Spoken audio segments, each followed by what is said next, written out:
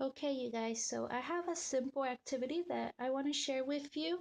I used to do this with my daughter all the time when she was just learning her letters. So all you need is a wall poster of the alphabet. You can usually buy these at the dollar store. And you also need a movable alphabet. You could either get, if you have capital letters, that's fine, or you could always use lowercase letters too. So all you do is you just have the child match it with the corresponding letter.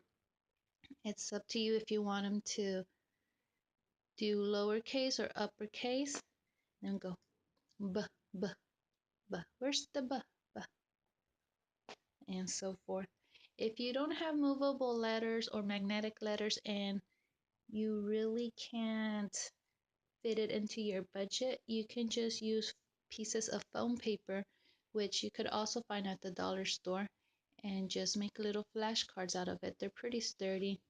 And same thing, you just have the child match it with the corresponding capital letter and so forth.